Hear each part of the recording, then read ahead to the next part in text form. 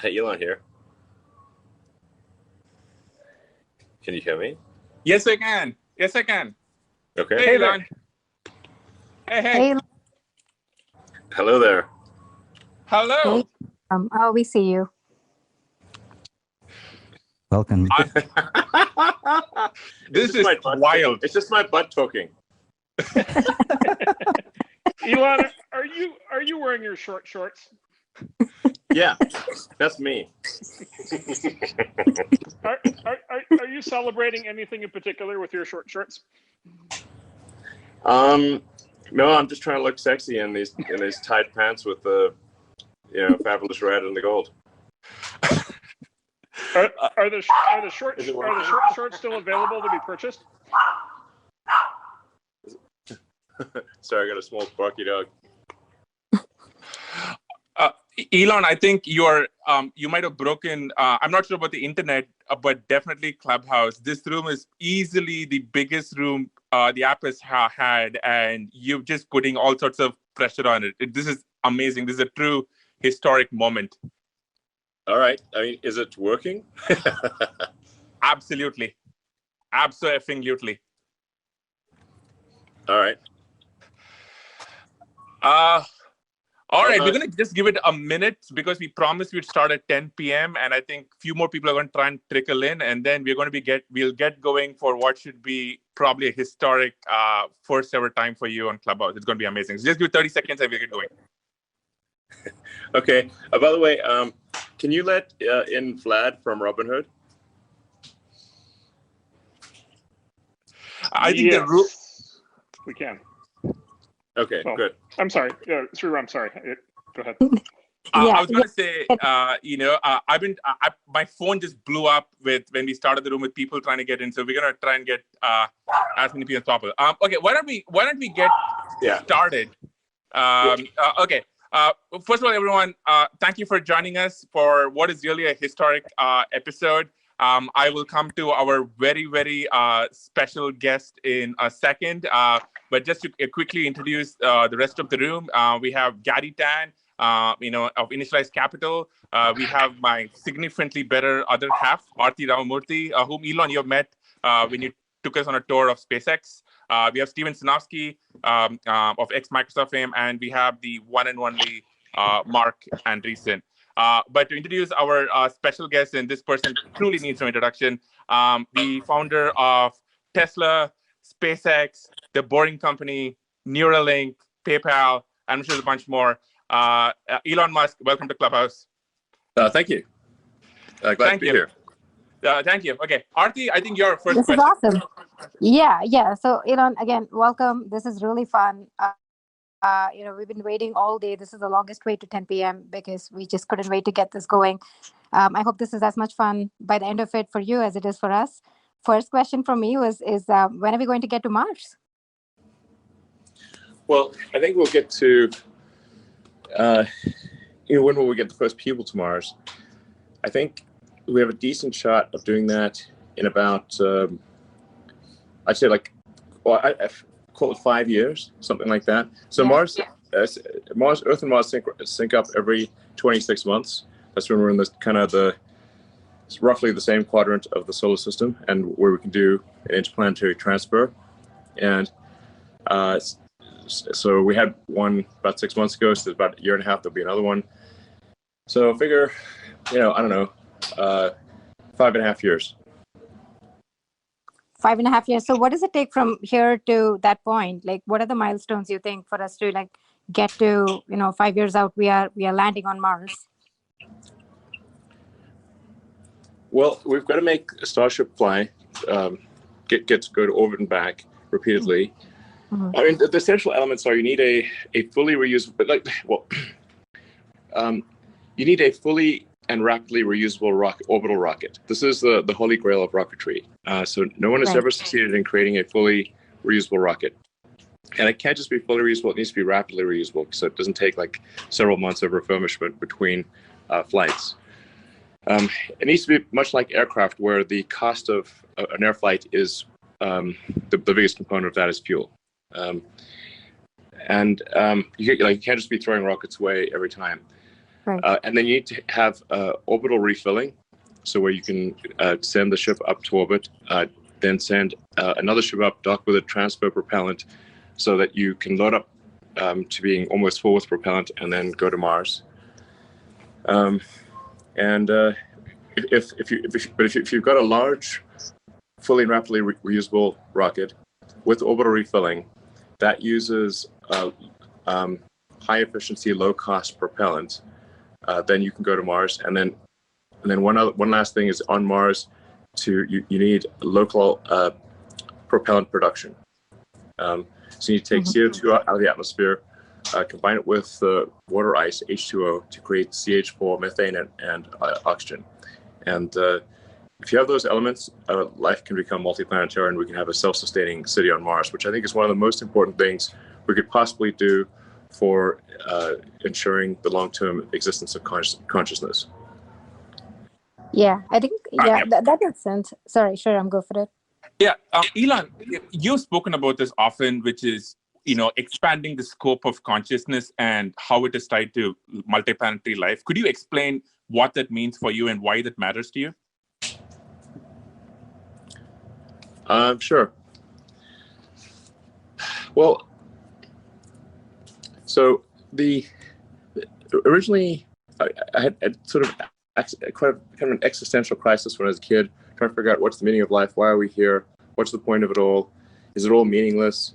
I got quite depressed, actually, and sad about it, and then the thing that kind of broke me out of it was reading Douglas Adams's Hitchhiker's Guide to the Galaxy, where he essentially pointed out that the universe is the answer, and really the hard part is figuring out what questions to ask about the answer that is the universe.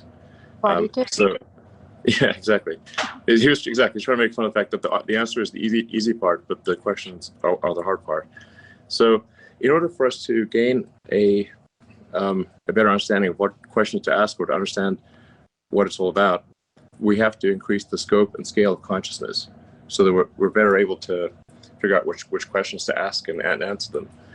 So the longer, the broader in scope, larger in scale that consciousness is, the more likely we are to be able to answer these questions and figure out what the heck's going on. Why are we here? To answer the fundamental questions. And I think there's arguably a great filter that we face with, will we become a multi-planet species or not? We'd be surprised if out there in our galaxy and others that there are a whole bunch of dead one-planet civilizations that prospered for a while. They might have prospered for millions of years, but then gradually the civilization collapsed for reasons external or internal, and that was that. All civilizations go through an arc where they go up in technology complexity, but then they don't keep going up. Over time they decline, they fall. And this has happened, obviously, if you're a student of history, with many civilizations in the past. You can look at ancient Egypt. 5,000 years ago, there was the Great Pyramid of Giza, but then the people living there forgot how to build pyramids after a while, and then they forgot how to read hieroglyphics. There's obviously, Gibbon's famous book about the decline and fall of the Roman Empire, and how they had advanced technology in terms of roads, aqueducts, plumbing, and so forth, and then they basically, people forgot about it. The ancient Sumerians, Babylonians, all these things they've all gone through a similar arc, which suggests that most likely we will go through such an arc ourselves, and we'll be arguably less resilient to recovery because of globalization. So I think for the first time in the 4.5 billion year history of Earth, it has been possible to extend life beyond Earth and make life multiplanetary. And this window of opportunity may be open for a long time. I hope it is, or it may be open for a short time. And I think it would be wise for us to assume that it's open for a short time. I'm an optimist, not a pessimist, but you have to say, there's some chance it's only open for a short time, and we should take advantage of this brief window of opening where we can transport life to make life multiplanetary, and humanity is essentially the agent of life in this process. And I think we almost have an obligation to ensure that the creatures of Earth continue, even if there is a calamity on Earth, which, as I said, could be man-made or it could be some natural calamity. As if you look at the fossil record, there are many mass extinctions. Yeah, I think all of that makes sense, and I think you've talked about this before. I think one other question I have is, when we get there, we have to set up the whole society. We have to set up civilization there. How will the whole thing work in your mind? Like, everything from what does it mean to have internet connection in Mars, all the way to like governments and rules and laws and everything. Yeah, I think all those things need to happen, just as they happen in the U.S. and happen in every country. And I would not presume to prescribe what should happen there. I think the important part is just that we get people there and we get the equipment necessary to establish a self-sustaining civilization, at least one self-sustaining city. And I think the key threshold of when we would pass the Great Filter, or this particular Great Filter, is Mars sufficiently self-sustaining such that if the ships stop coming from Earth for any reason, it could be something massive or something banal. I mean, civilization on Earth could end with a bang or a whimper. But either way, if the ships stop coming from Mars, does Mars die out or not? And Mars only has to be missing one little ingredient, like the equivalent of vitamin C, and it will survive for a while, but it will not. But it will eventually die out. So it's kind of getting a state on Mars to pass that critical threshold where it is self-sustaining. And are we able to do that before some calamity or a gradual decline in civilization occurs that prevents the ships from going there? That's the key threshold. I mean, in a more pithy way, is like, does the city on Mars become self-sustaining? Which comes first, a self-sustaining city on Mars or World War III? Yeah. If you kind of let yourself dream out over the next few decades, like, what would you consider success? Like, let's say they get through the first 5 years and even the first 10 years. Like, what do you think is possible to build on Mars 10 years in, 20 years in, 30 years in after first arrival? Well, I think Mars will start off being very, very tiny, just like a tiny little outpost. And by the way, it's going to be very dangerous. Sometimes people think, oh, is this like some escape hatch for rich people? I'm like, no, it will be dangerous, hard work. It's going to be, you're out there on the frontier. There are far more ways to die there than there are on Earth. And a tremendous amount of hard work. But it will be, I think, fun and a great adventure. But it will not be a luxurious thing. That is for sure. Not for quite some time to go. But we've got to build a propellant plant. We've got to build get the solar power going, get the the food production going, start creating the necessities. We need an iron ore refinery. We need all of the sort of fundamentals of industry in order to ensure that Mars is a self-sustaining planet. I mean, over time, like, this would take a while, but you could terraform the planet and make it Earth-like, mostly by warming it up. So yeah. So, as you talk about this, I mean, honestly, what comes to mind is sort of the idea that a Martian civilization, although obviously imported from Earth, it will quickly evolve to be quite a bit tougher by necessity. And just the mental image just leaping in my mind is the Spartans in ancient Greece. Like, do you think the sort of vector of civilization will unfold differently as a consequence of how difficult it's going to be to get it going? Yeah, it probably will. I think so. And so then maybe we don't just have a backup, right? Maybe we actually have an alternative, like and the ability to actually see two like fundamentally different civilizations flourish. Yeah, absolutely. The fact that you can only go to Mars every 2 years and that it's a 6 month journey, although I think we can over time get that potentially as low as 1 month, but still, you can't go to Mars when Earth is on the other side of the sun from Mars. Like the times where Mars is literally on the other side of the sun. You can't get no matter what you do. So that time gap would mean that that there'd be essentially a new group of people arriving roughly every 2 years. I don't know. I think it'd be interesting. People would probably trace their I came on this this particular sun, Earth Mars synchronization event. I don't know, but like I said, the important thing is that we have established Mars as a self-sustaining civilization, and that we have done whatever we can to ensure the long-term continuance of consciousness as we know it. Because so as far as we can tell, we're the only the light of consciousness, which is a delicate little candle in the dark. It's only here on Earth. I mean, it might be other places, and there's arguments that it's likely to be other places. But honestly, we have seen no sign of it, and I'm pretty sure that I would have known about it. And I've seen nothing to indicate that there was any alien civilization whatsoever. I'd be the first to jump on that in a second, but I've seen no such evidence. Elon, that's actually something we wanted to ask you about, because in the last year, there's been multiple reported UFO sightings. There was the mysterious object that flew past our solar system. I think you just described that you haven't seen any evidence of aliens, but A, do you think we'll ever run into them? And B, if we do, have you heard of dark forest theory from the three Brody problem? How do you think we should think about aliens? Yeah, I'm trying to be strict in the scientific sense of the word, of saying I've seen not a single piece of conclusive evidence. So that doesn't mean there aren't aliens. I'm just literally saying I've seen nothing that could not be explained by other means, and where the probable explanation by other means is much more likely than this alien technology.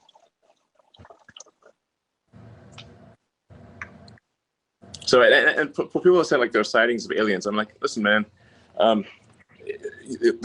resolution of the picture needs to be at least 7-Eleven ATM good, okay? We can't have that fuzzy Loch Ness Monster bullshit, It's like, come on. We got was that a 500 megapixel camera? What are you talking about? Where do you even find that thing? It's gonna be at least iPhone 6 level or something. I don't know. Can I ask one more Mars question? Sure. If that's okay for you. So Elon, you famously have a pile of really beautiful kids. I know you care about them a great deal, as all parents do.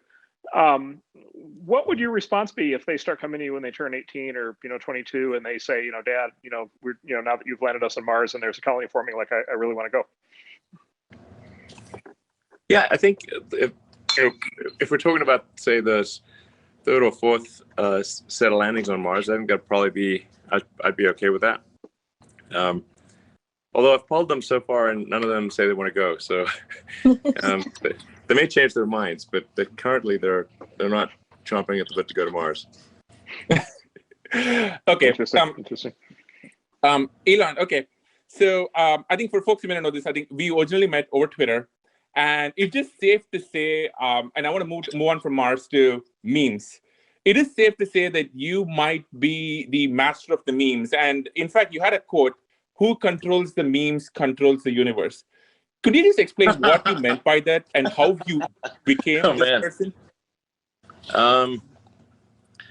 Well, it's a play on words from Dune. Who controls the spice controls the universe. And then if memes are spice, then it's memes.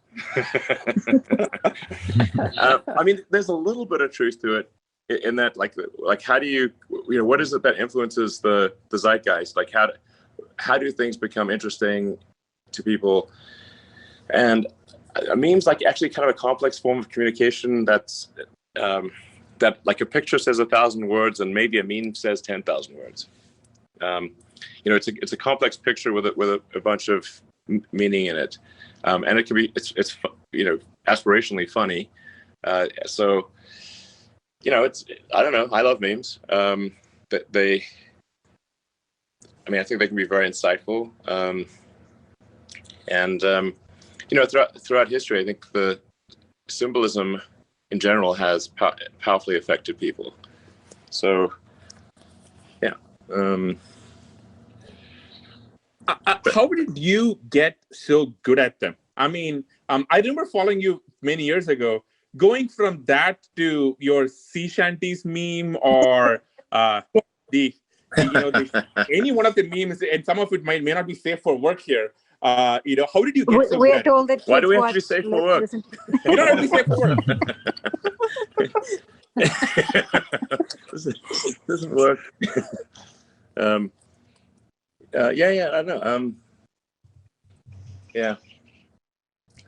I don't know. I guess probably. If you go back to my very early tweets, or technically I was on Twitter. I think in the very early days when there were only like maybe 10,000, less than 10,000 users. But then like people were just like tweeting like what kind of latte they had at the University Street Starbucks, and I was like, I don't need to know this. So then I deleted my Twitter account, and then a fake person who got my Twitter account and tweeted for a few years, and then my friend Bill Lee said, hey, you really should be on Twitter so you can speak directly to people, so I was like, okay, I'll do. My friend Bill Lee convinced me to regain my Twitter account, and my early tweets are pretty racy, and like pretty because I was reading this biography of Catherine the Great, so Mm-hmm. it sort of things went crazy from there. By the way, I like how you say that your early tweets were racy and not right now. I just like that. Look at your profile. Other people think like, oh, he's gone crazy on Twitter. I'm like, no, I started crazy on Twitter. But what's like your favorite set of new memes, Elon? Like, what are the new things that you're following now with respect to memes or creating? Sorry, what was that again? Yeah, I mean, I was just going to ask you, what are the new memes that you're like following or creating right now? What are the ones that are interesting to you right now? I don't really follow memes. You just make them. I make some of them, and then some of them are sent to me. I have some pretty kick-ass meme dealers. Yeah. Wait, who's a meme dealer?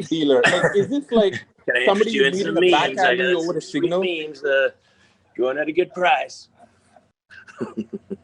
Are there meme dealers on Mars? Wait.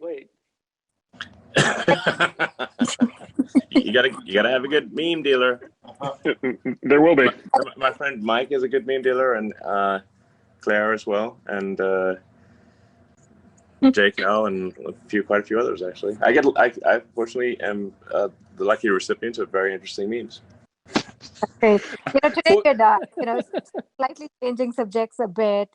Just on Twitter, today you'd posted about Neuralink and why people should be working there. For folks who don't know about it, I thought it was really cool. Just the possibility of it, just really fantastic. Tell us more about it. There are a lot of engineers listening on this in this Clubhouse. What is Neuralink? Why should we care? What is possible with it? Sure. So, the long term. Okay, so Neuralink stems from a concern I had, where I was trying to figure out, even in a benign AI scenario, how do we at least go along for the ride? So, if for those that are following AI closely, it's obviously improving dramatically. If you see look say GPT-1 versus GPT-2 versus GPT-3, and just how radically that's improved, and just there's deep minds, and I think they've run out of games to win at basically, and there's at Tesla. It's an important thing at note I should make is Tesla actually has, I think, one of the strongest AI teams in the world, but it's an AI team focused on real world usability. So just really solving vision, perception, and control with AI. But even in a benign scenario for AI, where let's say like the AI is like just really wants to be super nice to us and make us happy. Well, how do we stay relevant and still and have meaning and at least go along for the ride? That's in the good scenario, and then in terms of avoiding the bad scenario, to the degree we can couple collective human will to the outcome of artificial intelligence and what's developed in that way, I think that'll probably be a better scenario than if we're unable to effectively couple collective human will to that outcome.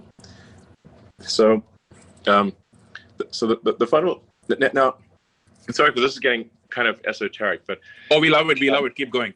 Yeah. No. Okay, so people are already a cyborg, in that you already have a tertiary digital layer.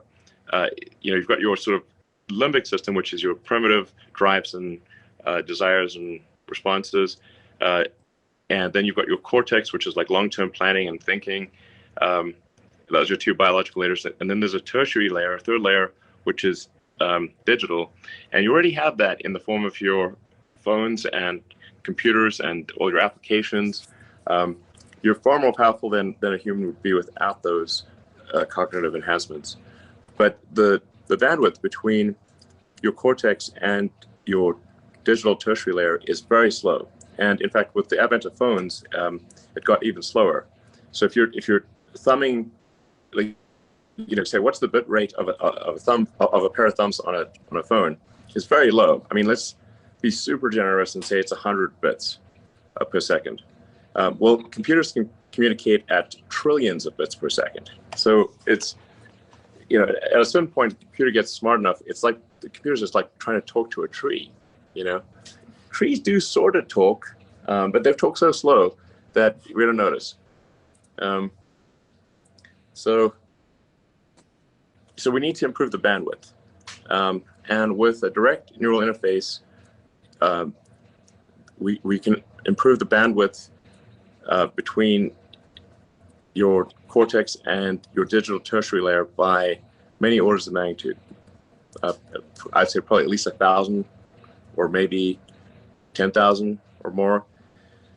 And we could also spend a lot more time thinking about interesting things, as opposed to taking complex thought structures, compressing them down into words, which is also, again, a very low bit rate, and then having someone else receive those words, decompress them, and then send words back at you.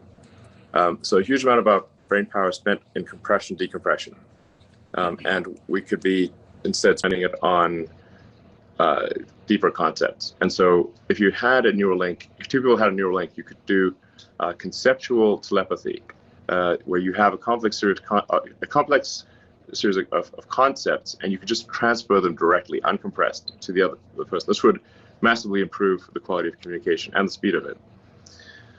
So, and then, there are other sort of pretty wild things that could be done. Like you could probably save state in the brain, and so if you were to die, your state could be returned either in the form of another human body or a robot body. I mean, this is getting like really, it's weird sci-fi stuff here. This is great. This is basically like altered awesome. carbon, right? Like this is basically a plot line from Altered Carbon. Go on, love it. Yeah. Yeah, it's kind of like Altered Carbon. Yeah, exactly. But I think you could decide you want to be a robot or a person or whatever. And you wouldn't be exactly the same. So there'd be a little lost in transfer. But you can also say it's also arguably true that when you wake up in the morning, you're not exactly the same as yesterday, or the you of a month ago is not the same as the you of today. I mean, a bunch of brain cells have died, and some memories have faded, some have strengthened. There are new memories. So anyway, the point is, like, you wouldn't be. There could be something analogous to a video game, like a saved game situation, where you are able to resume, upload your last state. Yeah, kind of like Altered Carbon. Maybe lose a few memories, but mostly be you. So now that's the long-term stuff. In the short term, for Neuralink, the idea would really just be to address brain injuries or spinal injuries, and make up for whatever lost capacity somebody has with an implanted chip.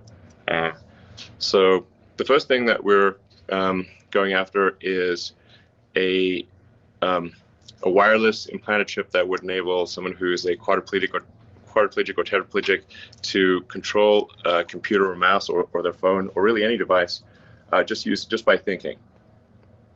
And this obviously would be a massive enabler, make life way easier for them.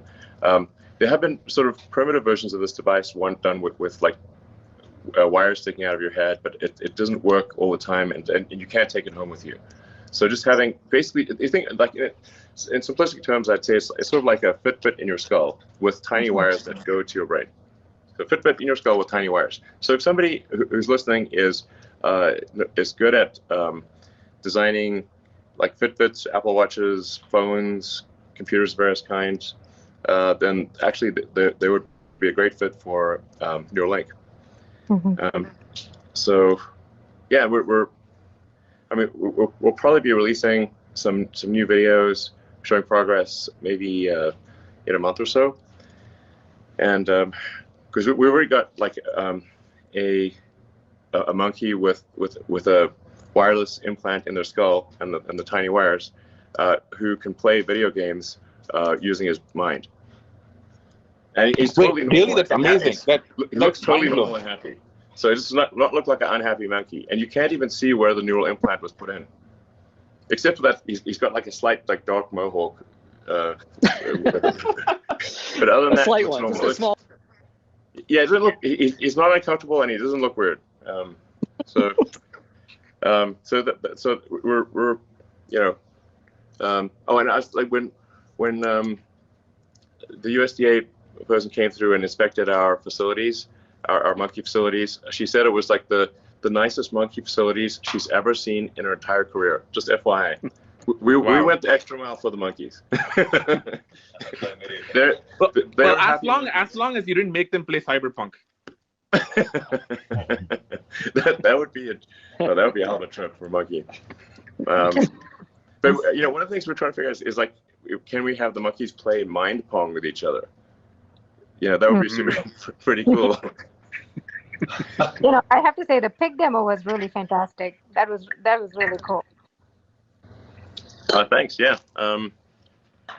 Well, it's a great team at Neuralink and making good progress. And like I said, I want to be clear. Like the early applications will really just be for people who've had a serious brain injury, like where it's like the value of the implant would be enormous.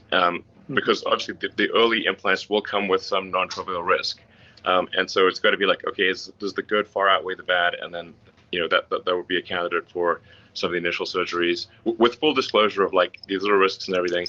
And one of the things we're really paying close attention to is the ability to remove the implant. So it's not like if somebody doesn't want it or it's not working, we can take it out and then we can reimplant another one. So we've tested implantation, removal, and reimplantation, and it works great.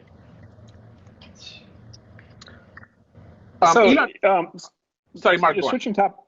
Yeah, please. So switching topics. So Elon, as I mentioned kids earlier, as it turns out, I have a very bright and inquisitive 5-year-old who is crawling all over everything and trying to figure everything out and learning as much as he can, as fast as he can.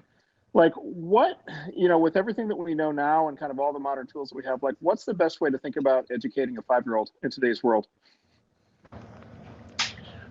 Sorry, the best way to educate a 5-year-old?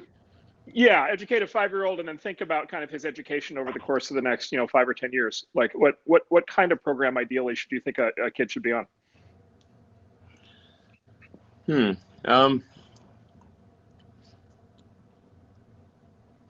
Well, my observation is my kids were mostly educated by YouTube and Reddit, and then and their, I guess, classmates and I guess there were lessons as well. But judging by the amount of time they spent online, it seemed like most of their education is actually coming from online. I think generally with education, you want to make it as interesting and exciting as possible. You have to say, like, what are some of the, like, if you see, like what are all the things, like, say, a good video game does to keep someone engaged and interested? if kids can be super engaged in video games, I think there's a way for them to be super engaged in education as well. Like one of the things that's I think very fundamental is to explain the why of things. Like, so we're teaching you this, but we're going to explain why we're teaching you this and why it is relevant. I mean, we've evolved to forget things that are irrelevant or have low relevance probability. It makes sense. Like otherwise, we'd remember all sorts of nonsense things that weren't very important to our future. So unless relevance is established clearly, then people will have a hard time remembering it by its nature, because it appears to be irrelevant.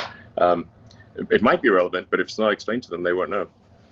And then if you want to have some sort of if you're trying to say problem solving, some sort of engaging narrative for the problem solving, like it's like far better to say, okay, if we're going to teach you how an engine works by taking apart an engine and then putting it back together, and then let's find out what tools are needed for in order to take this engine apart and put it back together. It's like, okay, we need screwdrivers and wrenches and Allen keys, and we need a winch, and a bunch of other things, and then you understand the relevance, and it's much more of an interesting problem.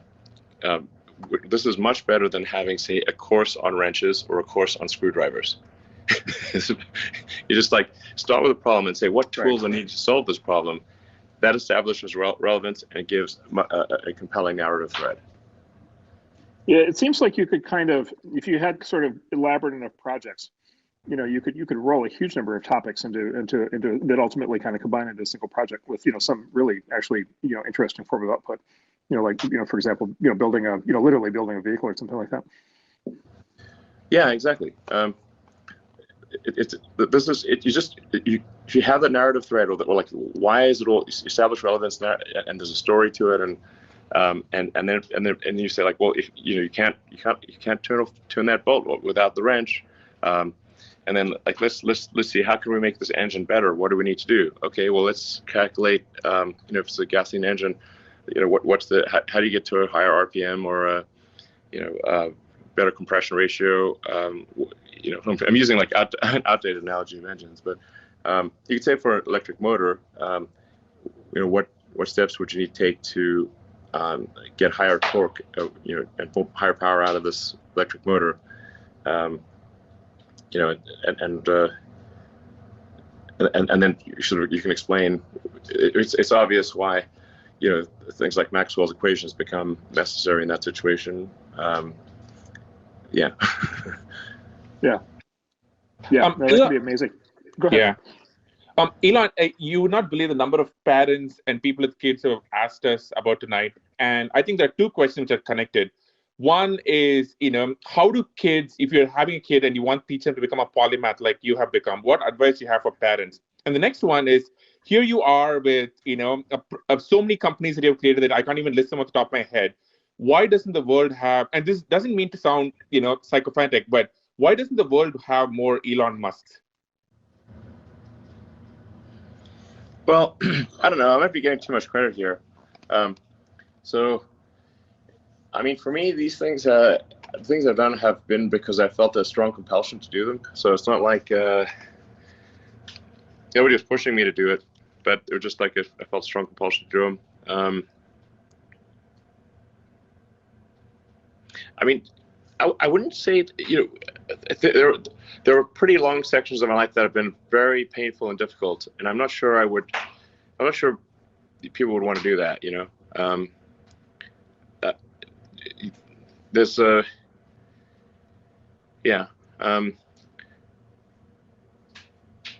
if somebody wants to be me or do the things I've done, I would say most probably you're mistaken. You do not want to do that. You'd have to have some kind of like rage demon in your skull that you just got to get it done. It's like when people ask me like, what encouraging words do you have for entrepreneurs who want to do a startup? And my response is, if you need encouraging words, don't do a startup. Oh. To quote my friend Bully, doing a startup is like eating glass and staring into the abyss. Yep. For a long time. Yep. Yep. Okay. We're going to switch topics just a second, but I think for everyone in the audience who just caught up and managed to squeeze in, just a quick reset/recap. This is the one and only Elon Musk for his first time on Clubhouse, and this is a show that we do every single day. I know a lot of you are trying to get in the room. There are a bunch of overflow rooms. See if we can get in there. But we're just having an amazing conversation with Elon. Elon, okay. This is something you've joked about, but I'm kind of curious to get your, maybe serious answer to this, which is all things cryptocurrency and Bitcoin.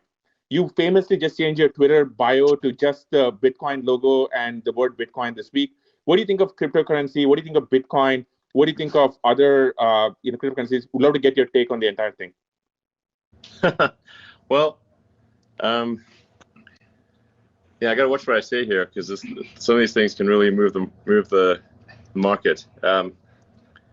So, first of all, I should say, like, many friends of mine have tried to convince me to get involved in Bitcoin for a long time, like from when it first just popped, it popped out there. And, a friend of mine, Bully, he actually had Bitcoin cake, a cake that was like had a big sort of Bitcoin symbol on it, and he fed me a slice of Bitcoin cake in 2013. So, I mean, clearly I should have at least bought some Bitcoin 8 years ago. Like, what more do people need to do? Like, Jesus, talk about being late. Talk about being late to the party. So I was a little slow on the uptake there. My apologies. But I think about it a fair bit. But I do at this point think Bitcoin is a good thing.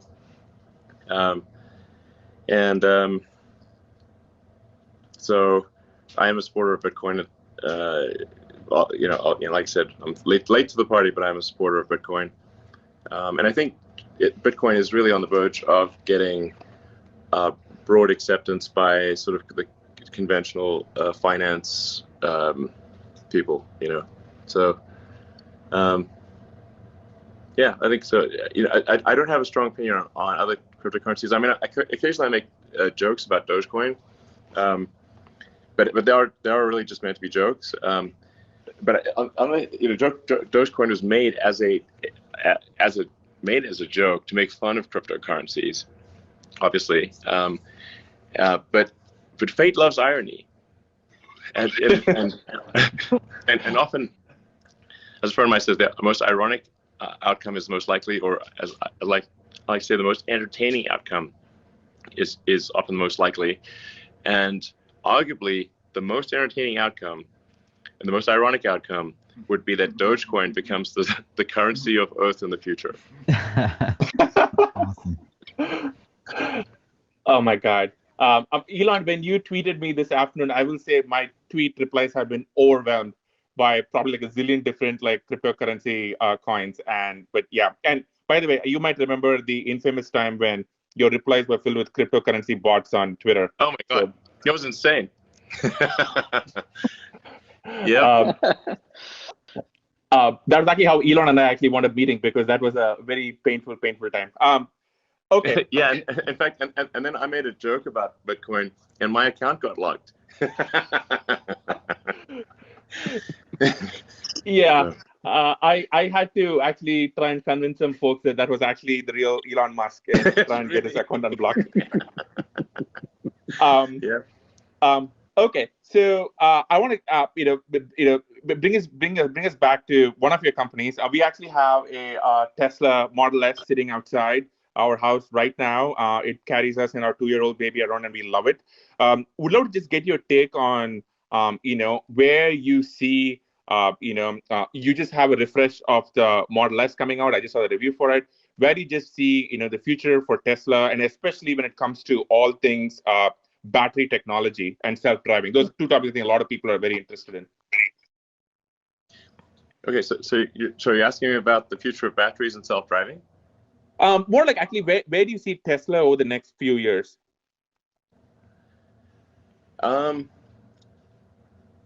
Well, yeah, I mean, I think that, the goal with Tesla is to, and has been from the beginning, is to accelerate the advent of sustainable energy. So in order to do that, we've got to make a lot of cars. We've got to make them increasingly affordable.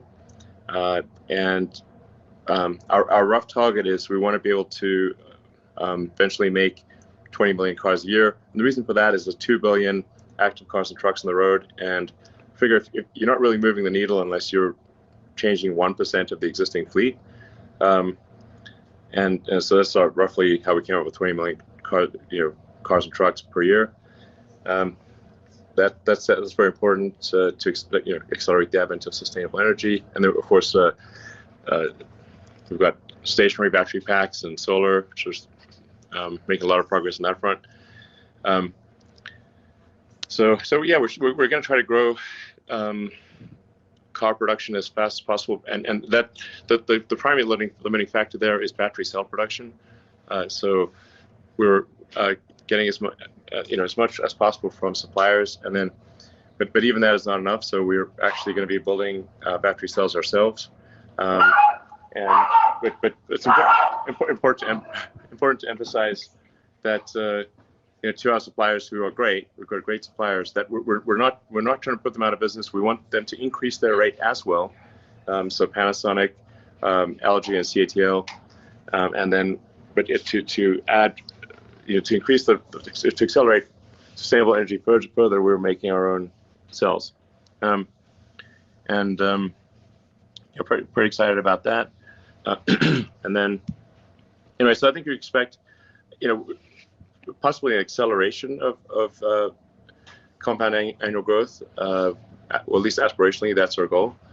And then combine that with autonomy, and it's a very powerful story, because once you have autonomy with self-driving cars, you massively increase the utility of any given car. A typical car is driven about 12 hours a week. You think of maybe depending on the situation where you live, it's like maybe an hour and a half a day or something like that. Or in LA, it might be 2 hours a day. So roughly 12 hours a week, and there's 168 hours in a week, in a 7-day week. So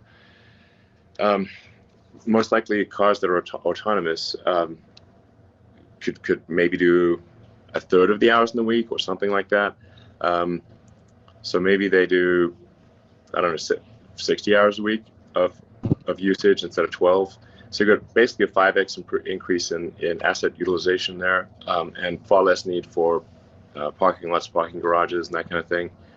So, but this in itself is good for the environment, because you need fewer cars to get the same thing done, and we would need fewer parking garages and places just to keep cars when they're not in use, because they'd just be in use a lot more. So. But the net of having a lot of cars times automation or times self-driving, I think, is at the heart of why a lot of investors think Tesla is worth what it is. They're giving us a lot of credit for future execution, but I think the trend is there. It's quite positive. And I'd like to once again say, if anyone is interested in practical AI, AI that where the rubber hits the road, please join Tesla's Autopilot/AI team. I think people don't quite appreciate that Tesla has some of the most advanced AI in the world, both on the software side and on the hardware side. And on the software, on the hardware side, we've obviously got our inference computer, which I think is still the best inference computer out there, even though it's been going for a couple of years. And then we're building Dojo, which will be the world's most powerful training computer, because it's got to process vast amounts of video training data, and bringing the day of self-driving sooner translates directly to lives saved and injuries avoided, because about 1 million people die every year in car accidents, and about 10 million per year have serious injuries. So that's the sooner the better, and a lot of lives will be saved and people's lives made better if it happens sooner. Elon, on self-driving, you made headlines, I think, a while back when you basically, to put it mildly, criticized LiDAR as a key technology for self-driving. Could you talk more about that and why, you're not such a huge fan of LiDAR? Yeah, I mean, sometimes I'm just talking smack, No, we didn't know that. Yep, it's time you knew. We took those tweets seriously. I confess.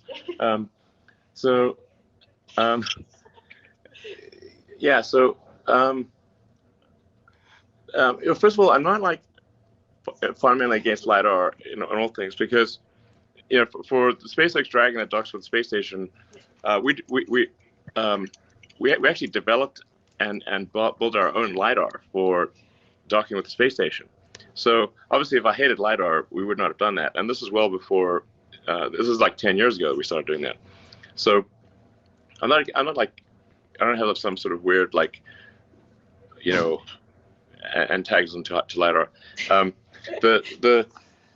However, for driving on real world roads, you have to solve vision. You have to solve vision, basically understanding objects with passive optical photons, and then making sense of those objects.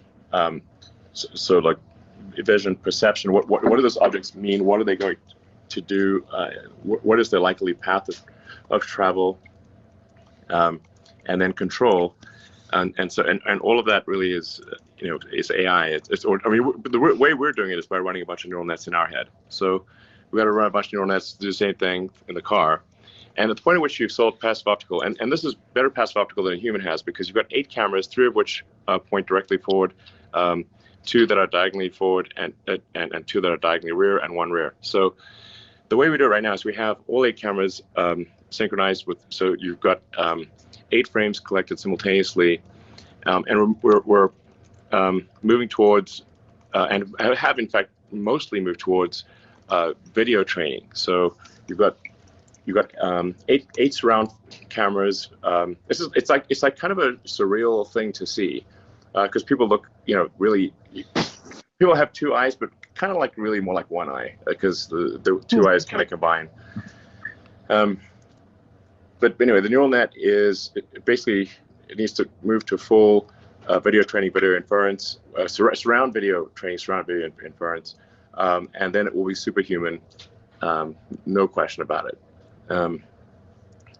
There's just, because people don't have eyes in the back of their head. Like you basically have, effectively a human, for all intents and purposes, it's like having 1 camera on a slow gimbal, and that is often distracted, and maybe sort of drunk, or change the radio, or may fall asleep, or there's all sorts of things that go wrong. There's no question that you can be superhuman with just cameras. And I think if one is going to go with sort of active photon generation, I would recommend something in the occlusion penetrating wavelengths. So like radar, it's sort of roughly 4 millimeter radar or something like that, would be better if you're going to really delve into the arena of active photon generation. Wow. Okay. That's amazing. Okay. Also, I love how deep you got into that. It was super, super fun. All right. I'm going to switch topic just a bit. I would say it's safe to say a lot of people are very interested in how you work. And you often, for example, describe yourself as an engineer. So walk us through, it's Monday morning, you wake up. What does a typical work day in the life of Elon look like? I guess I wake up and see if there are any emergencies on text or email, and often there are. So, I mean, a ton of what I deal with is not actually fun or interesting. It's like chores. So I've tried really hard not to do my chores, but then if I don't do my chores, things go to hell. So, oh man, you have to do your chores.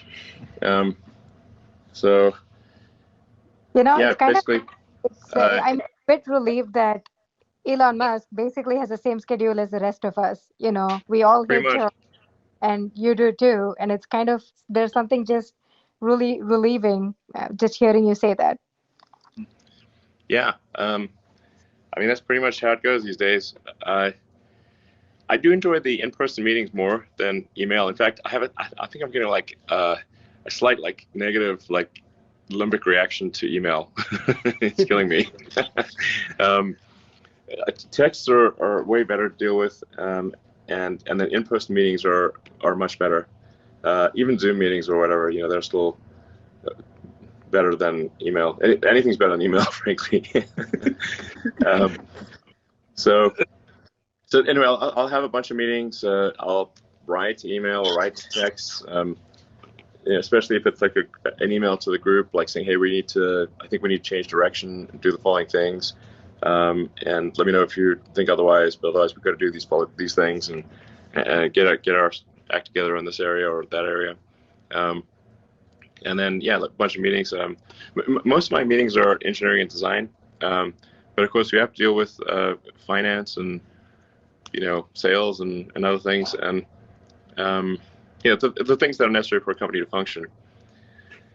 And then there's this quite a lot of context switching. Somebody sent me the meme of like, fear is not the mind killer, context switching is the mind killer, which I totally agree with. Context switching is a real bear. So just try to basically try to do less context switching. So maybe focus on one thing for an hour and then another thing for another hour. It's really hard to context switch between SpaceX and Tesla and all the things that are going on at SpaceX and Tesla, and then Neuralink, Boring Company, which fortunately pretty low bandwidth.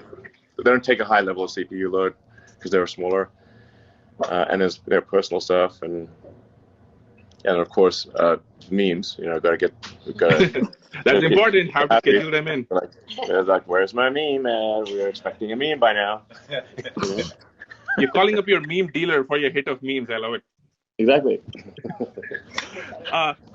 Elon, earlier last year, I spoke to Mark about how he spends his time, and Mark talked about, when he was younger, he used to have large blocks of open time on his calendar. And I think a lot of, well-known founders have large blocks of open time versus scheduled time. Now, you are unique because you have multiple companies you're running. You're also much more of an engineer than traditional CEOs. What does your calendar look like? Are you allocated 30 minutes back to back? You have a lot of open space.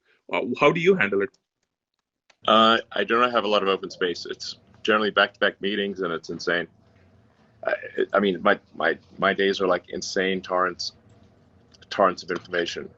I mean, sometimes people if you want to audit what I do for a day, it's insane. I don't recommend it. I mean, yeah. I was thinking, man, how long can I keep this up? Because I don't want my brain to explode. And it's like the meetings that are scheduled are not nice to have meetings. They're like, this meeting is essential. Like, okay. It's pretty intense. I was thinking maybe I should at some point take a week off or something, clear my mind. Or I know there's a bunch of people writing books on Tesla and SpaceX, for example. It's pretty hard for them to get it right because they just weren't there. And maybe I should write some book of my experiences that has all the foolish mistakes I've done and some advice for others that might be helpful. I think so. A book, a documentary. I think, I remember once hearing about how do you still sleep on the floor of your factory? I remember you used to at one point in time. I did. I haven't. I only if there's a crisis situation, and I actually it's basically when the team is being asked to really work super hard, I got to be right there with them, and they got to see it. Seeing is believing, and so if I'm just sleeping in the middle of the factory floor, and sort of going to sleep at 4 a.m. and waking up 4 hours later, and they literally see me. They walk past me. It's not hidden or anything, and it's okay, CEO is willing to fucking take that level of pain, then they'll do it too. I was going to say, when you first said you slept in the factory, I figured, there must be an executive floor or something, and you must have a couch, and it must be a nice setup. And then When I came over to see you that one time, it's like you have your conference room is literally in the middle of the factory. And like the giant, sure, I'm pardon my swearing, but I have to. The giant fucking robots are like 15 feet away. Yeah. And they're pounding metal, and it's like ear splitting. And your factory is like literally, or your room is like literally right in the middle of them. And then at least I saw your like sleeping bag in the conference room, so I assume that's where you're sleeping. I didn't see any other rooms. Like, yeah, so it's not just sleeping in the middle of the factory. It's like that's intense. Most of the time, I did not sleep in the conference room because people could not see me in the conference room. So I slept on the floor outside the conference room. Because otherwise, how do people know? Yep. Like, they don't know. Seeing's believing. So I mostly just sleep on the floor outside the conference room so they could see that I was there. Yep, that's an even more advanced level. Yeah, that's world of hurt. And I always would wake up and smell like oil and iron filings. it was rough. Yeah, but I was asking people to really go all out, and I can't expect them to go all out if I'm not doing the same thing. That's super interesting because when people think, and again, I'm not saying this to flatter you. When people think that how does the richest person in the world live, they don't think uncomfortably sleeping outside a conference room with like a lot of loud banging going on right next door. They probably don't, but the people at the factory do. They saw it themselves. I love it. That's what's important, Okay, I love it. Okay, switching topic just a little bit. I think a lot of people, okay, you have your hands full with SpaceX and Tesla, and the Boring Company and Neuralink. If you had to start, if you somehow magically found an extra 5 hours in a day, and you had to start another company or another effort, what would you start? Well, I'm definitely have no plans to start yet another thing. You have all this free time. Man, look at you. Yeah, my head will definitely explode. It's like that gladiator meme. Are you not entertained enough? Have you not created enough companies? Indeed. I think there are still tremendous opportunities in tunneling. For 5 years, people asked me what do I see opportunities, and I'd say tunneling, and then nobody did anything. So then, actually, initially as a joke, created the Boring Company, and did it. We did like a test tunnel in LA, and then still people didn't believe us. And then so we just did our first operational tunnel in Vegas. But the world really needs tunnels because all major cities have traffic, and tunnels can massively improve people's quality of life by making it easier to travel from one place to another in a city. And then that can be further expanded to long distance travel, where if you just draw a vacuum on the tunnel, then you can go extremely fast, faster than a plane, and faster than a plane or a high-speed rail. So I'd really still recommend, can someone else say, please start a tunneling company? That'd be great. Then there's RNA or mRNA, basically synthetic viruses, which is we've seen put to good effect with BioNTech and Moderna. But I think people don't quite appreciate that what's actually going on is the digitization of medicine. So it's where you can just literally, create an RNA or DNA sequence like a computer program, and then encapsulate that in a. You have to multiply it many millions of times, billions of times, and encapsulate that in a lipid shell, so it looks like a tasty treat for your cells, and you can literally do anything. This is absolutely the future of medicine.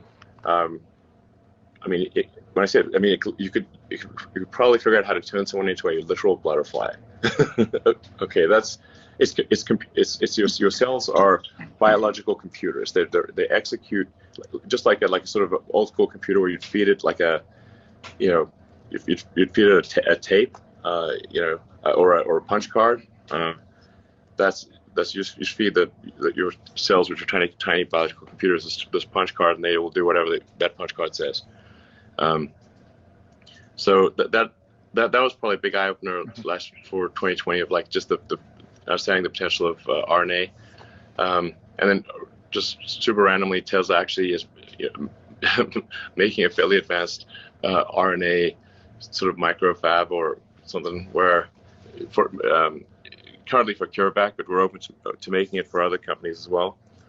Wait. I don't think I'm not sure I understand this. Why is Tesla making an RNA fab? It's super random. So, like a little over 4 years ago, we acquired a company in Germany, primarily for they're very good at automation. It's called they were called Groman, and they're in southern Germany near basically a city of Prum, and at the time of the acquisition, they said like, look, we're willing to be acquired, but there's like just a couple of projects that we think, even though they're not related to automotive, we'd really like to continue, if you don't mind. As like, and the two projects were one is this like tiny chip analyzer, or like a thing with tiny wires for analyzing chips that Intel needs for making CPUs, and then another one was this biotech thing. It's basically there's three parts to it. There's a DNA multiplier, an RNA multiplier, and something which puts then the lipid shell on the RNA sequence. We're on like version 3 of it now, and they said could they keep going? I said, well, if you keep it under 10% of resources, no problem, we can keep going. And then I don't know, it turned out like it turns out it may actually be useful. I just love that you accidentally found yourself with an RNA fab. By the way, I think you've been talking a lot about how mRNA obviously has been key to the Moderna vaccines and all the COVID-19 vaccines, which brings me to COVID. Let us say somehow magically tomorrow you were running the vaccine effort, the distribution effort right now. What would you do to get the vaccines out? Yeah, specifically around the delivery and the logistics side, which we just don't seem to be doing a really good job across the world. So what would you do differently there? Well, I don't have good insight into the situation as it stands, but I think relaxing the requirements on there's like seems to be there are too many requirements of who can get the vaccine. The vaccine really is important for anyone with that is elderly or has a compromised immune system, or is otherwise at risk for the virus. And I think really just saying like, you know, first come, first serve. Show up here. Like use CVS and Walgreens, which give out the flu vaccine every year, and say, okay, just show up here, and you know, especially for the Moderna and BioNTech vaccines, which are quite temperature sensitive, they can only be sort of defrosted from the deep freeze briefly, and then they must be used or they lose their effectiveness. This is because my understanding is the RNA, because the RNA sequences they use are not stable. Those sequences want to revert to something else. Because they're not stable, they must be frozen at a very low temperature, or they will simply want to revert to a lower energy state RNA sequence. That's my understanding of it. So just like, instead of worrying about like this, is the exact right person going to get the vaccine, like just accept that maybe some people who shouldn't get the vaccine will get it, but we will still get a hell of a lot more vaccines out there, and let's not worry about the details here. Let's just get it to as many people as possible, as quickly as possible. And for sure, we should not worry about the second dose quite yet. Just give everyone the first dose. I suspect that the immunity granted by the first dose is very significant.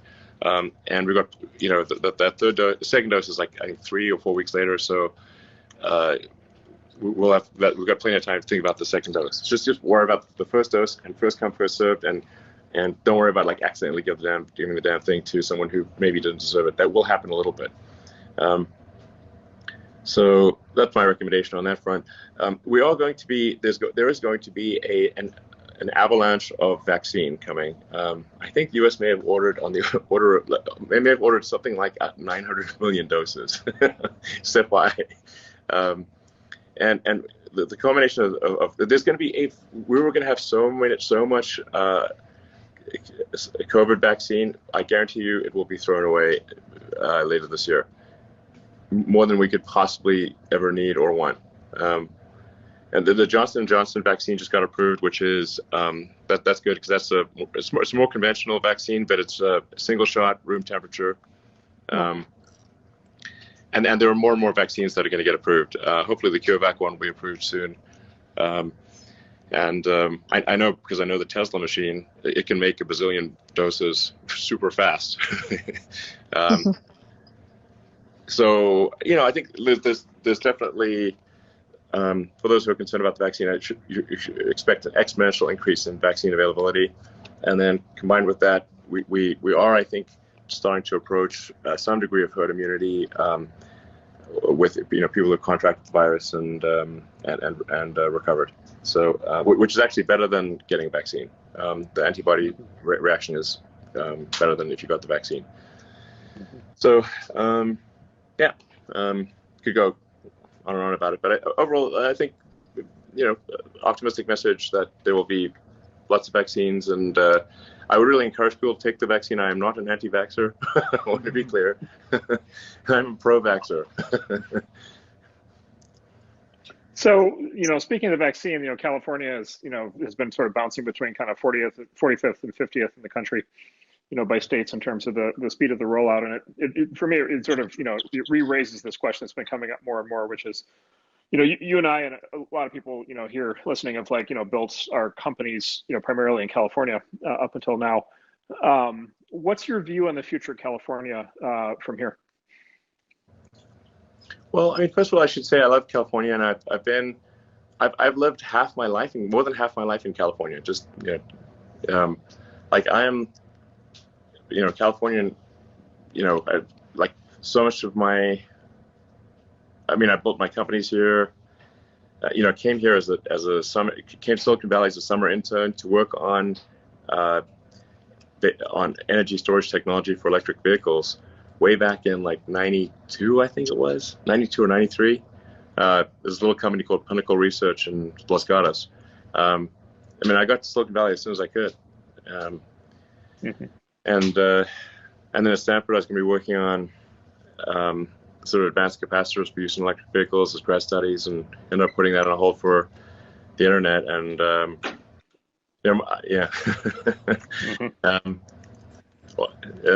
try to get a job at Netscape, by the way. So I have heard that story indirectly. I would actually like for you to tell it so that I can learn what mistake I made. Okay, well, first of all, I wouldn't say I did a very good job of trying to get a job at Netscape, but I was convinced that the internet would be the future. Essentially, the humanity communicated by osmosis until then, but with the internet, it would be like humanity acquiring a nervous system and becoming much more of a superorganism. And so I was like, okay, well, I could do a PhD at Stanford on sort of advanced capacitors for use in electric vehicles, which may or may not be successful. I could get the PhD, but would it be useful or not? Uncertain. Or I could be part of building the internet, which was so it's either do the PhD and watch the internet get built right in front of me, or put grad studies on hold and try to help build the internet in some way. And you're basically the only internet company. So I send my resume, and I was like, didn't get any feedback. And then I tried hanging out in the lobby, but I was too shy to speak to anyone. And I was like, man, what a charlatan I am sitting in this lobby. Oh, wow. And then I just started writing software myself because I was like, okay, well, I'll just write software myself. And I actually wrote the first maps and directions on the internet. I'm not sure how many people are aware of that, but first maps, directions, yellow pages and white pages. I wrote it personally. It's just me on my computer. And when we started our first company, we only had one computer. So the website only worked during the day because I was coding at night, and then the server ran during the day. So that was quite an adventure, that's for sure. Yeah.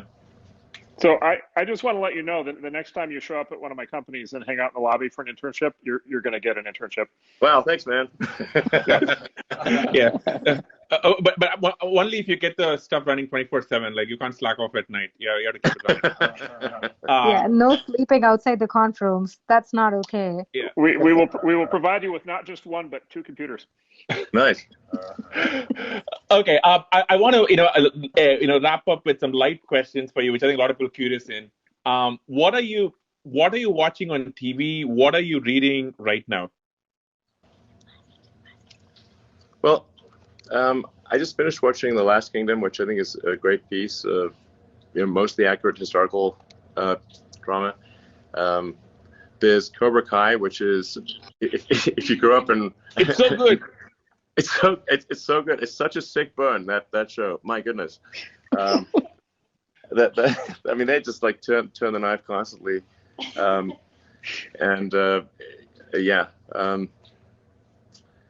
Let's see, what else have we been watching? What do you if I can break it? What do you think of The Expanse? Maybe I should start watching that. I think there were like some sort of like things about like having a shortage of water or something. There's something like that didn't make any scientific sense at first, so I was like, come on, this is dumb. So then I stopped watching it. But it sounds like maybe I should keep watching it. I need to watch something on the treadmill, otherwise I won't work out because I hate working out. Yeah, I think you'll find. I mean, I think season 4 now. I think you'll find it's apparently. I think you'll know more than I will, but the sort of most accurate representation of what actual like interplanetary travel would be like. Once it's sort of made routine. And by the way, the politics that flow, right? And so it sort of sets up a three-way battle between basically Earth and Mars, and then the asteroid belt, and kind of gets into all the. But it's entirely possible in the future. I would say that would be a good outcome because it means that humanity's actually made it out there, as long as they don't annihilate each other. Besides the Expanse, I mean, what do you recommend? Oh, have you seen? I think I've got one for. Oh, I just got to bring one up. Devs, spelled DEVS. Devs. Yes. If you have not seen Devs, Dev is definitely the show for you. And I will not say any more, but you will enjoy it. All right, Devs. A game that's pretty good is Mythic Quest. Yes. Yes. Amazing. Oh my God, my favorite. Best Apple TV show. Yeah, that's a good one. Did you see the Ravens Banquet, the most recent one? Yeah, it's great. So good. Have you seen Tenet yet? The new Christopher Nolan movie? Yes, it's pretty good. Wow. Okay. And did you understand Tenet? Well, I think if you think too hard about Tenet, it's not going to make maybe complete sense. But I enjoyed the movie. It's funny because that's kind of what Nolan said too in one of the interviews. He said, just don't go deep into it. Just enjoy it for the movie. And 4 hours later, I emerged from Reddit being I still don't entirely get it. So I should have just paid, just skimmed through it and just watched it for the fun of it. Yeah, exactly. Okay, Elon. I think we don't want to take up too much of your time. This has been amazing. You've pretty much broken Clubhouse. There are probably about over a dozen, maybe more overflow rooms, and I see so many Twitter trends right now. You've been so generous. For all your listeners here and on Twitter, you've been asking for people to join Neuralink. You've been asking people to join Tesla. Do you have any final thoughts for everybody who's listening to you right now? Well, do you want to hear the real story from Vlad from Robinhood about what happened this week with GameStop?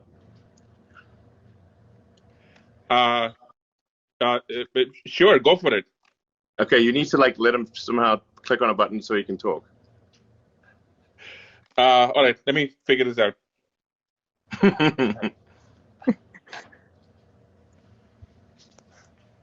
While we're figuring it out, Elon, why don't you talk to us about Hitchhiker's Guide to the Galaxy, since you mentioned that right at the beginning?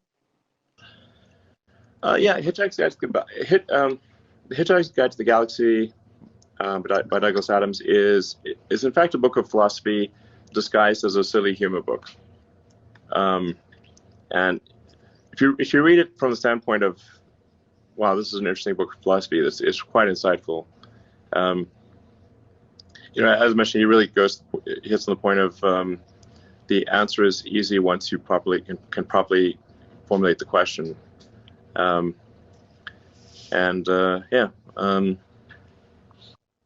like the fact that the ship is powered by infinite improbability. It's called the Heart of Gold. Yeah. Yeah, it's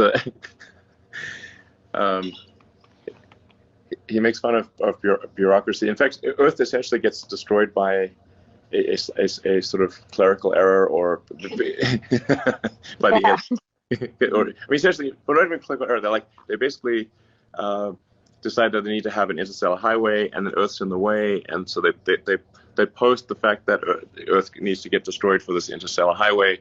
But of course, it's posted on an alien bulletin board that no one on Earth can access, and so then they're surprised when people on Earth are unhappy about this. It's like, it was posted on the board. What do you mean? We're like, what board? Some of the things in Doug Sadam's book, like the babble fish, where you put the fish in your ear that automatically translates, we kind of have that already. So yeah, I mean, the future is coming fast. Elon, okay. Vlad, can you hear us? Vlad the Stock Impaler. Hey guys, thanks for inviting me up. It's good to hang with all of you. All right, Vlad. What really happened? Give us the inside scoop. All right. Well, I was actually hoping that you would invite me up for the Fermi paradox part, because this has been a very surreal weekend and week for me. One of the really great things is all the people coming out of the woodwork to offer support for the company, offer advice. So I got introduced today, and actually I should say I just randomly downloaded Clubhouse a couple of days ago just to see what it was all about. So this is my first time literally using the app. But yeah, I got introduced to your friend Antonio, Elon, who had some good advice for me, and then introduced me to you. You had some great advice, and then I figured, I heard about this Clubhouse, and this has got to be part of the simulation. So I just thought, why not? So here I am. So I'm actually an adherent to the simulation hypothesis. All right. Well, spill the beans, man. What happened last week? Why do you stop people? Why couldn't people buy GameStop shares? The people demand an answer, and they want to know the details and the truth. Yep. Okay, so let me start by giving a little bit of background. So I'm the chief executive of Robinhood. Robinhood's actually just go on. I'll go through this quickly. Don't worry. This is important. It's actually a couple of companies. So there's an introducing broker dealer called Robinhood Financial, and that basically is the app that you know and love. It processes trades. You're a customer of Robinhood Financial. Then there's a clearing broker dealer, Robinhood Securities, that clears and settles the trades. And then we have Robinhood Crypto, which is our crypto business. All of these are kind of different entities that are differently operated. So basically Wednesday of last week, we just had, unprecedented volume, unprecedented load on the system. A lot of these, so-called meme stocks were, going viral on social media, and people were joining Robinhood, and there was a lot of net buy activity on them, as you guys all know. And Robinhood at this time, I think, was #1 on the iOS App Store, and pretty close, if not #1 on Google Play as well. So just unprecedented activity. And so Thursday morning, right? So I'm sleeping, but at 3:30 a.m. Pacific, our operations team receives a file from the NSCC, which is the National Securities Clearing Corporation. So basically, as a broker, as a clearing broker, and this is where Robinhood Securities comes in, we have to put up money to the NSCC based on some factors, including things like the volatility of the trading activity, concentration into certain securities, and this is the equities business. So it's based on stock trading and not options trading or anything else. So they gave us a file with the deposit, and the request was around $3 billion, which is, you know, about an order of magnitude more than what it typically is, right? So no, why was that so high? Like, this seems like it sounds like this is an unprecedented increase in demand for capital. What formula did they use to calculate that? Well, yeah, and just to give context, you know, Robinhood up until that point has raised, you know, a little bit, around $2 billion in total venture capital up until now. So it's a big number. Like $3 billion is a large number, right? So basically the details are, we don't have the full details. It's a little bit of an opaque formula, but there's a component called the VAR of it, which is value at risk. And that's based on kind of some fairly quantitative things, although it's not fully transparent. So there are ways to reverse engineer it, but it's not kind of publicly shared. And then there's a special component, which is discretionary. So that kind of acts as a multiplier. And basically discretionary meaning like it's just their opinion. Yeah, it's a little bit, I mean, I'm sure there's definitely more than just their opinion, but basically, well, I mean, I guess like it's based on growth. What everyone wants to know is like, did something maybe shady go down here? Like it's like, it seems weird that you'd get a sudden $10 billion demand, you know, $3 billion in the morning. Sorry, how much? Yeah. It was $3 billion US dollars. $3 billion. Okay, $3 billion, yeah, around. You know, just suddenly out of nowhere. And what percentage? I wouldn't impute shadiness to it or anything like that. And actually, you know, the NSCC was reasonable subsequent to this, and you know, they worked with us to actually lower it. So it was unprecedented activity. You know, I don't have the full context about, you know, what's going on in the NSCC to make these calculations. But yeah, essentially, is anyone holding you hostage right now? No, Blink I'm twice. Okay. Yeah. Thanks for asking. But anyway, so this was obviously nerve-wracking, and I actually was asleep at this point. You know, the operations team was fielding this at 3:00, and then you know, we got back, we put our heads together. You know, our chief operating officer basically said, look, let's call up the higher ups at the NSCC and kind of figure out what's going on. Maybe there's some way we can work with them. And basically there was another call, and they lowered it to something like $1.4 billion from 3. Okay. So, okay, we were making some progress, right? And then, but it's still a high number. And then we basically proposed, well, let's explain how we plan to, let's explain how, you know, we'll manage risk in these symbols throughout the day. We proposed marking these volatile stocks that were kind of driving the activity, position closing only. And then at about an hour before market open, so 5:30 or 5 in the morning, they came back and they said, okay, the charge is, or the deposit, $700 million, which we then deposited and paid promptly, and then everything was fine. So that essentially explains why we had to mark these symbols position closing only, and also why, you know, we knew this was a bad outcome for customers. You know, part of what's been really difficult is Robinhood stands for, you know, democratizing access to stocks, and yeah, we want to give people the access. So that's been very, very challenging. But we had no choice in this case. We had to conform to our regulatory capital requirements, and so the team did what they could to make sure we were available for customers. Who controls this organization, this clearinghouse?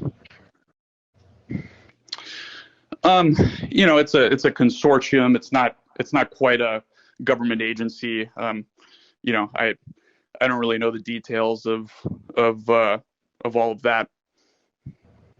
Okay. But and to be fair, like we were I think there was legitimate sort of turmoil in the markets. Like these are unprecedented events with these meme stocks, and there was a lot of activity. So there probably is some amount of extra risk in the system that warrants higher requirements. So it's not entirely unreasonable. But we did operational processes to make sure that customers that had positions could sell their open positions, because obviously restricting someone, we got a lot of questions about, okay, you had to restrict buying, why didn't you also restrict selling? And the fact of the matter is, people get really pissed off if they're holding stock and they want to sell it and they can't, right? So I think that's categorically worse. So and lots of other brokers, I think, were in the same situation. Robinhood was in the news, but you sort of heard this industry wide, right? Other brokers basically restricted the same exact activity. All right. So it sounds like this organization, it calls you up and they basically have a gun to your head, either hand over this money or else. And so, because I mean, like basically what people are wondering is like, did you sell your clients down the river, or did you have no choice? And if you had no choice, that's understandable. But then, we got to find out why you had no choice, and who are these people that are saying you have no choice? Yeah, I think that's fair. We have to comply with these requirements. Financial institutions have requirements. The formula behind these requirements, I think it would obviously be ideal if there was a little bit more transparency so we could plan better around that. But to be fair, we were able to open and serve our customers, and 24 hours later, our team raised over $1 billion in capital, so that when we did open, when we do open tomorrow morning, we'll be able to kind of relax the stringent position limits that we put on these securities on Friday. Will there be any limits? Well, I think there's always going to be some theoretical limit. Like we don't have infinite capital, right? And on Friday there were limits. So there's always going to have to be some limit. I think the question is, will the limits be high enough to the point where they won't impact 99.9+% of customers. So if someone were to deposit $100 billion and decide to trade in one stock like that wouldn't be possible. All right.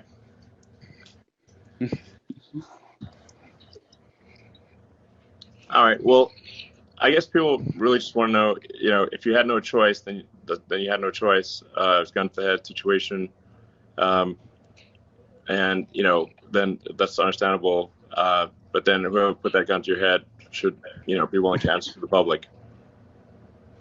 Yeah, listen, and I know there's processes. This is unprecedented times, and to be fair to those guys, they've been reasonable.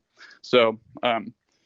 I think the one thing that is maybe not clear to people is Robinhood's a participant in the financial system. So we have to work with all of these counterparties. So we do get a lot of questions about, why do you work with market makers? Why do you work with clearing houses? Vertically integrating and getting, it's hard enough to build introducing and a clearing broker dealer. Not too many people have done that, but the financial system that allows customers to trade shares is sort of a complex web of multiple parties, and it's hard to. I think everyone says, oh, it could be better, it could be improved. It's just the necessity of trading equities in the U.S. that you have to do all these things. I mean, to what degree are you beholden to Citadel? I mean, like basically, if Citadel's unhappy, then what happens? Yeah, so that, there was a rumor that Citadel or other market makers kind of pressured us into doing this, and that's just false, right? Market makers execute our trades. They execute trades of every broker dealer. This was a clearinghouse.